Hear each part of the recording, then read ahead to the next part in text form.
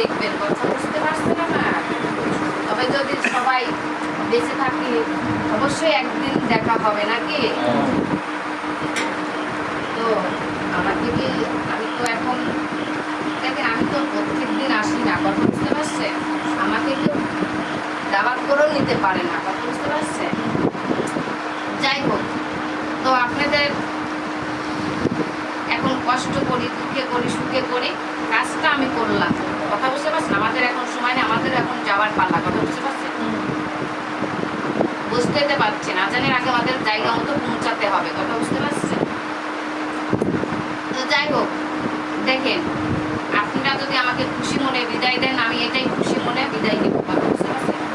তবে আপনাদের যার কথা যদি কিছু থাকে আমাকে বলতে পারেন, আর খুশি মনে যদি বিদায় দেন আমরা খুশি মনে বিদায় নিব।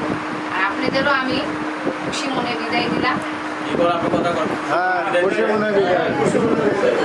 তাহলে দেখেন আপনাদের সাথে আবারও দেখা হওয়ার আশা আছে নাকি? তবে দেখেন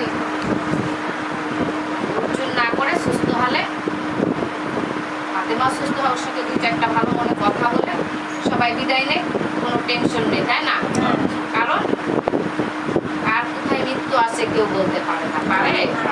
আজ আমাদের সাথে আপনারা সঙ্গে আছেন, কালকে নাও থাকতে পারে, এটার কখনো কোনো গ্যারান্টি নাই, কথা বুঝতে পারছে?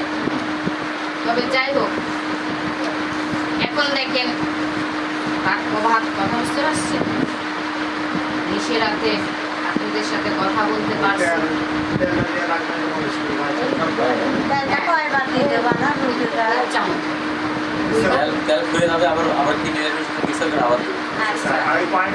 ফোনে যোগাযোগ করে নেবেন, টেনশন করে না, ফোনে যোগাযোগ করে নেবেন। আচ্ছা ঠিক আছে, তাহলে কি সবাই আমাকে বিদায় দিচ্ছে?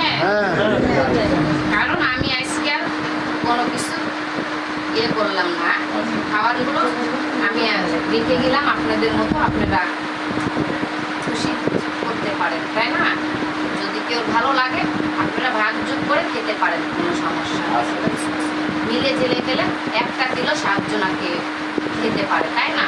তবে আমি যে খালাম না এটা কেউ দুঃখ প্রকাশ করবেন না, কথা বুঝতে পারছি? সময় হলে একদিন খাবো, তাই না? কারণ কষ্ট দিলাম, মন না মরলে কোনো কিছু হয় না, তাই না? তো যাই হোক, ওইটা বারবার তুলে আর আমি কষ্ট নিজেও পেতে চাই না, আপনাদেরও কষ্ট দিতে চাই না, তাই না? সবাই আমাকে বিদায় দেন, হ্যাঁ?